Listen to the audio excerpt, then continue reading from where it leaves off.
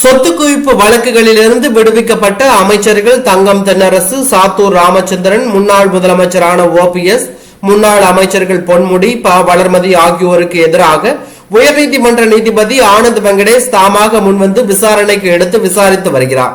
இந்நிலையில் அமைச்சர்கள் தங்கம் தென்னரசு, சாத்தூர் ராமச்சந்திரன் மற்றும் முன்னாள் முதலமைச்சர் O பன்னீர்செல்வம், வளர்மதி ஆகியோருக்கு எதிரான வழக்குகள் நீதிபதி ஆனந்த் வெங்கடேஷ் முன்பாக நேற்று மீண்டும் விசாரணைக்கு வந்தது.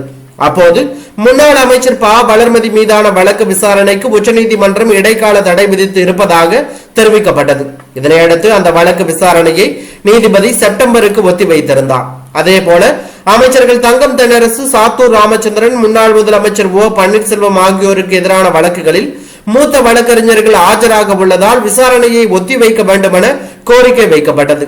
இதை ஏற்றுக்கொண்ட நீதிபதி அமைச்சர் தங்கம் தென்னரசுவுக்கு எதிரான வழக்கு விசாரணை பிப்ரவரி 28, 29 மற்றும் மார்ச் 5 ஆகிய தேதிகளிலும் நடைபெறும் என அறிவிக்கப்பட்டது.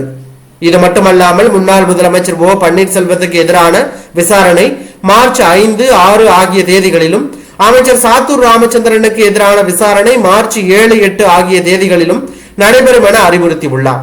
மேலும் நிர்ணயிக்கப்பட்ட இந்த தேதிகளில் வாதங்கள் முன்வைக்க வேண்டும் என அனைத்து தரப்பு வழக்கறிஞர்களுக்கும் உத்தரவிட்ட நீதிபதி லஞ்ச ஒழிப்புத்துறை தரப்பில் தமிழக அரசின் தலைமை வழக்கறிஞர் மார்ச் 8ஆம் தேதி வாதங்களை துவங்கி 11ஆம் தேதி நிறைவு செய்து கொள்ளலாம் என தெரிவித்துள்ளது பரபரப்பை ஏற்படுத்தி உள்ளது.